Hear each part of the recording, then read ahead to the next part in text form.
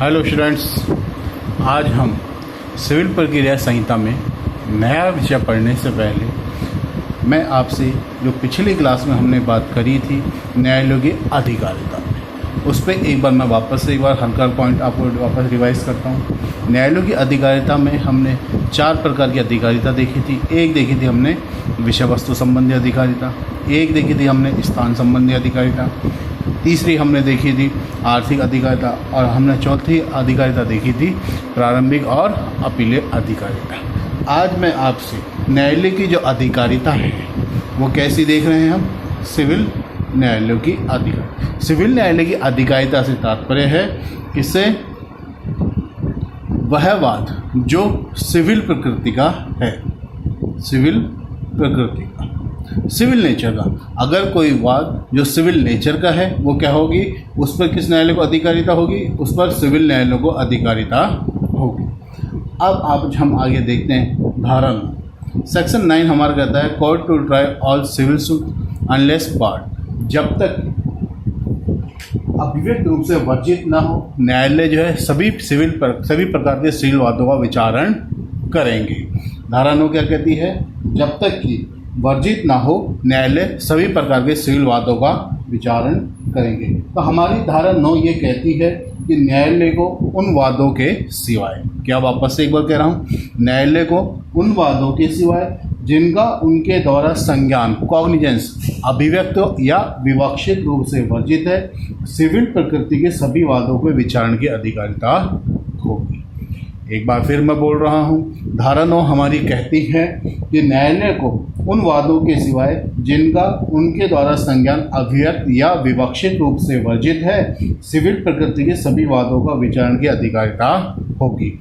इस धारा 9 में जो बात कही गई है, अगर इस धारा 9 को मैं सिंपल शब्दों में बोलूं तो हम कह सकते हैं कि सिविल न्यायालयों को उन सभी प्रकार के सिविल वादों को सुनने की अधिकारिता होगी, सिवाय उन वादों के जिनका संज्ञान अभिव्यक्त या विवक्षित रूप से वर्जित किया गया है।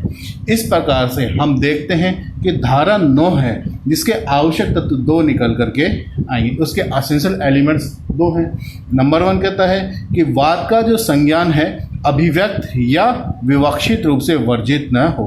क्या कहता है, धारा 9 में जो आवश्यक तत्व निकल रहे हैं उसमें ये बात हमें स्पष्ट हो रही है कि सिविल न्यायालय उन वादों का संज्ञान कर सकता है जो सिविल प्रकृति के हैं, लेकिन यदि किसी वाद का जो संज्ञान है अभिव्यक्त या विवक्षित रूप से वर्जित किया गया है तो सिविल न्यायालय उस वाद का संज्ञान नहीं करेंगे। दूसरी बात जो धारा 9 से हमारे पास निकल करके आती है वो आती है कि वाद कैसा होना चाहिए, सिविल प्रकृति का होना चाहिए।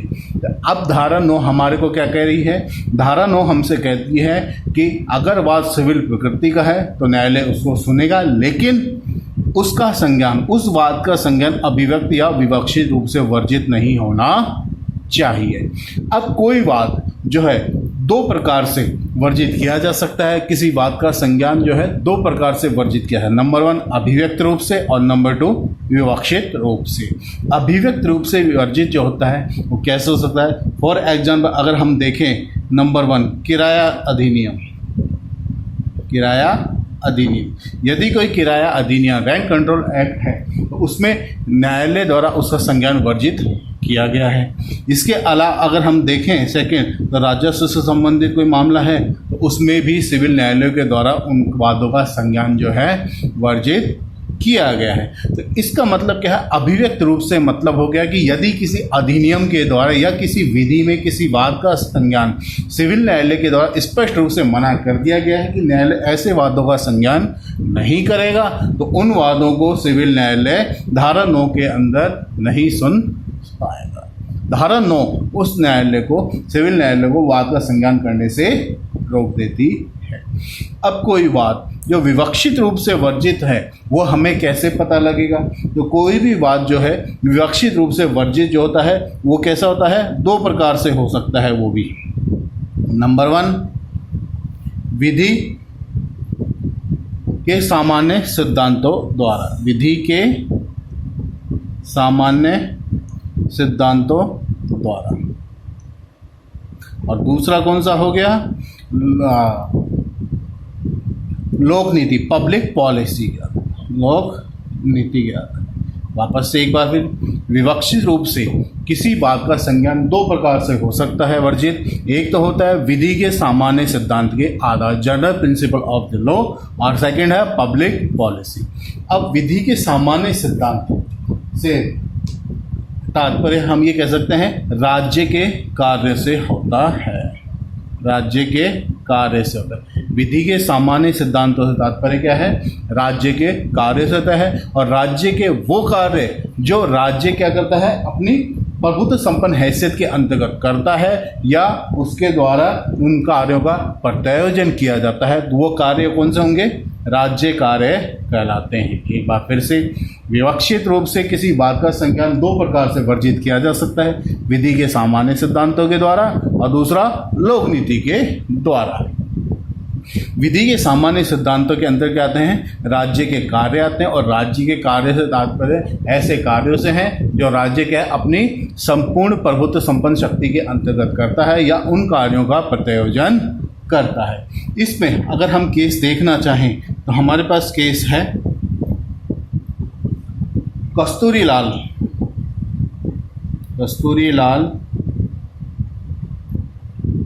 रलिया राम जैन बनाम स्टेट ऑफ यूपी राज्य। कस्तूरीलाल रलिया राम जैन बनाम स्टेट ऑफ यूपी का वाद है।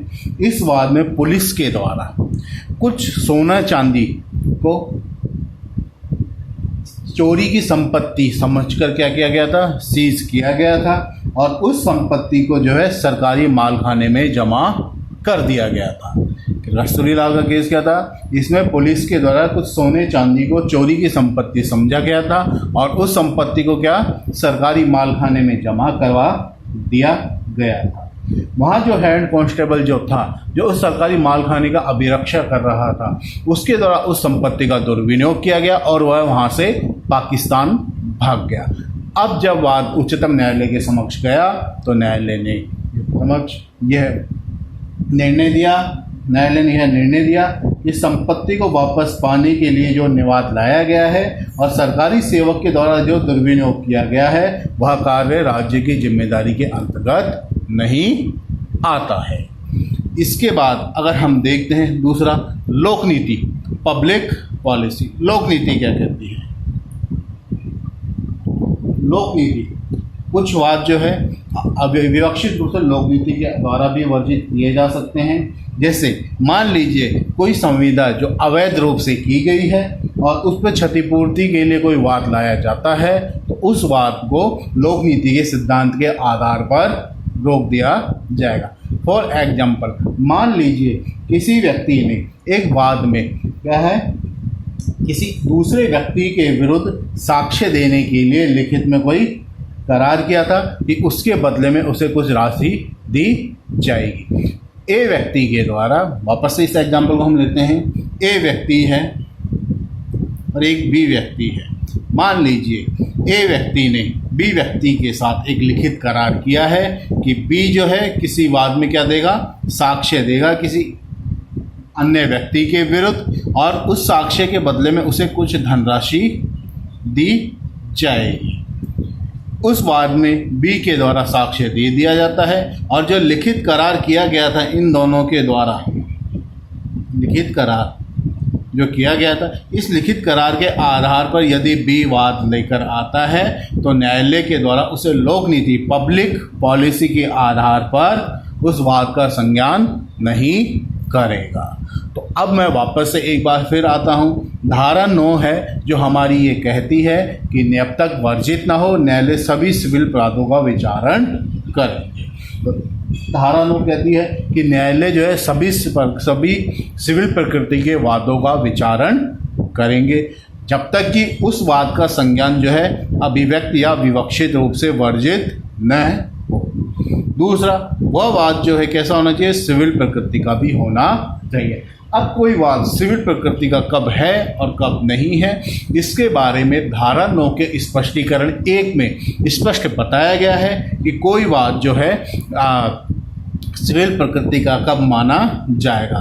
तो कोई यदि किसी वाद में कोई संपत्ति से संबंधित कोई अधिकार है या पद संबंधी कोई अधिकार है, वापस से यदि किसी वाद में मुख्य प्रश्न क्या है, संपत्ति से संबंधित कोई अधिकार है या पद संबंधी कोई अधिकार विवादास्पद है, तो फिर ऐसे वाद में ऐसा वाद का जो विनिश्चय जो है अगर धार्मिक कृत्यों और कर्मों संबंधी प्रश्नों पर निर्भर करता है, वो भी वाद कैसा माना जाएगा, सिविल प्रकृति का माना जाएगा। वापस से एक बार फिर कहता हूँ, कोई वाद सिविल प्रकृति का कब होगा, तो धारा 9 के स्पष्टीकरण में साफ कहा गया कि यदि किसी वाद में संपत्ति से संबंधित या पद संबंधी अधिकार विवादास्पद है और ऐसे अधिकार जो है धार्मिक कर्तव्य या कर्म संबंधी प्रश्नों के विनिश्चय पर निर्भर करता है, वो भी वह वाद क्या माना जाएगा, सिविल प्रकृति का माना जाएगा।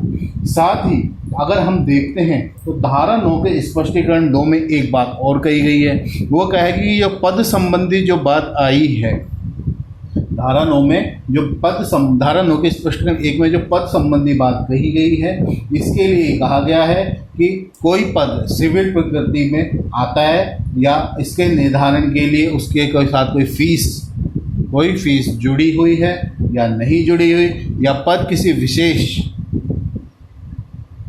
स्थान से संबंध रखता है या नहीं रखता है, वह जो बात है वो क्या है, तात्विक नहीं मानी जाएगी। अगर साधारण शब्दों में मैं कहूँ तो कह सकते हैं कि सिविल प्रकृति का वाद कौन से वाद होते हैं, वह वाद जिसमें कोई संपत्ति संबंधी या पद संबंधी कोई अधिकार विवादास्पद है और उस वाद का विनिश्चय जो है यदि धार्मिक कर्तव्य या कर्म संबंधी प्रश्नों पर निर्भर करता है, तो वाद सिविल प्रकृति का समझा जाएगा। चाहे ऐसा पद के लिए कोई फीस हो या नहीं हो, या ऐसा पद का जो है किसी विशेष स्थान से संबंधित हो या ना हो, उसका इस बात से कोई मतलब नहीं समझा जाएगा, मतलब वह बात कोई महत्वपूर्ण नहीं होगी। अब हमें जो चीज़ देखनी है, पद का मतलब हमें जो है पक्षकार की हैसियत से नहीं देखना है, पक्षकार की हैसियत से नहीं है। पद से तात्पर्य पक्षकार किस हैसियत पर बैठा है, किस पद पर बैठा, उस हैसियत से नहीं माना जाएगा। अब अगर हम धारा 9 का जो अभी हमने परिभाषाएं पढ़ी है, इन परिभाषाओं को पढ़ने के बाद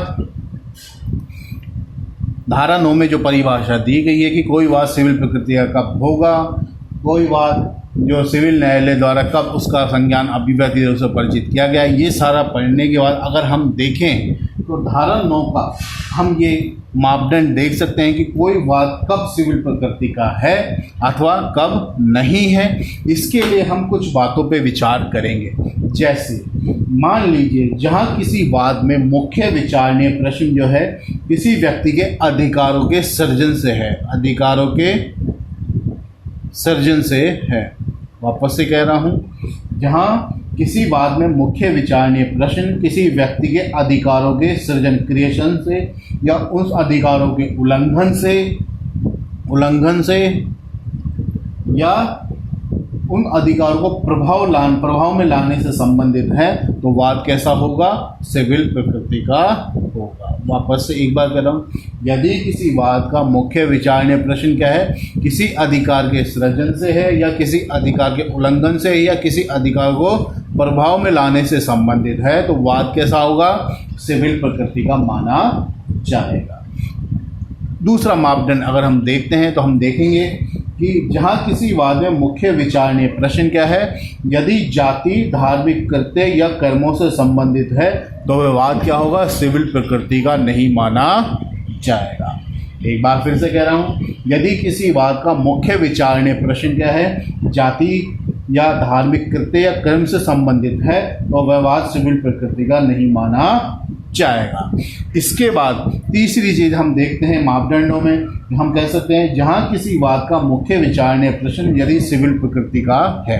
सिविल प्रकृति से तात्पर्य मैं आपको बता चुका हूँ, संपत्ति संबंधी या पद संबंधी कोई अधिकार। तो जहाँ किसी वाद का मुख्य विचारणीय प्रश्न जो है क्या है, सिविल प्रकृति का है, लेकिन उसके सहायक प्रश्न के रूप में क्या निर्धारण किया जाना है, किसी धार्मिक कृत्य को या कर्म को या जाति से संबंधित प्रश्नों पर निर्भर कर रहा है, तो वाद सिविल प्रकृति का माना जाएगा। इसी तरीके से जहाँ किसी बात का मुख्य विचार ने प्रश्न, मान लीजिए कि का निर्धारण क्या है, किसी जाति या धर्म संबंधी प्रश्न के निर्धारण पर निर्भर करता है, तब भी वाद सिविल प्रकृति का होगा। एक हम जो कह सकते हैं, ये मापदंड में हम कह सकते हैं कि जहाँ विधिक क्षति हो रही है लेकिन आपको आर्थिक क्षति नहीं हो रही है, अर्थात आपके सिविल अधिकारों का हनन हो रहा है, तो वहाँ पर वाद क्या है, सिविल प्रकृति का माना जाएगा। अब कौन से वाद जो है धारा 9 के तहत सिविल प्रकृति के हैं और कौन से वाद सिविल प्रकृति के नहीं हैं, इसके बारे में अगर हम देखते हैं तो हम देखेंगे कि यदि suit relating to right and property, यदि कोई वाद जो है क्या किसी संपत्ति संबंधी या पद संबंधी है तो वाद क्या होगा, सिविल प्रकृति का माना जाएगा।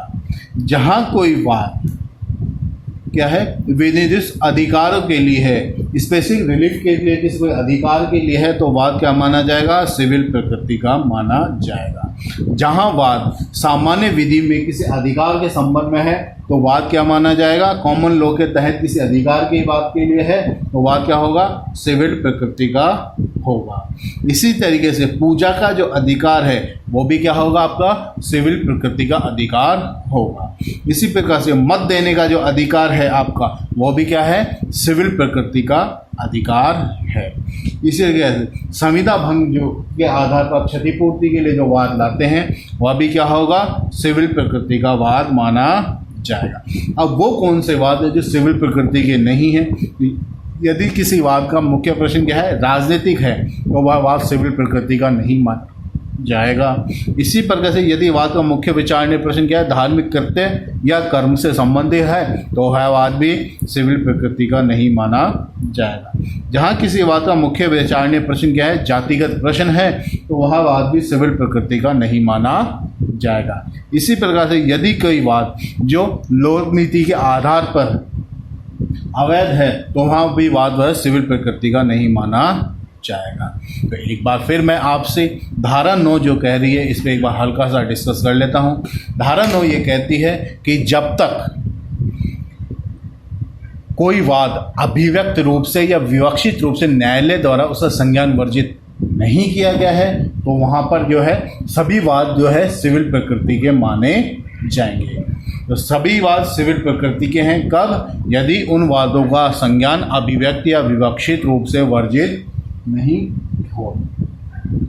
स्पष्टीकरण में आपको बता दिया गया है कि कोई वाद सिविल प्रकृति का कब है, तो वापस से बता देता हूँ, कोई वाद जिसमें संपत्ति संबंधी या पद संबंधी कोई अधिकार विवादास्पद है और इन वादों का और इन अधिकारों का जो विनिश्चय है चाहे धार्मिक कृत्य या कर्म संबंधी प्रश्नों पर निर्भर करता है तो वाद सिविल प्रकृति का माना जाएगा। आज के लिए इतना ही, धन्यवाद।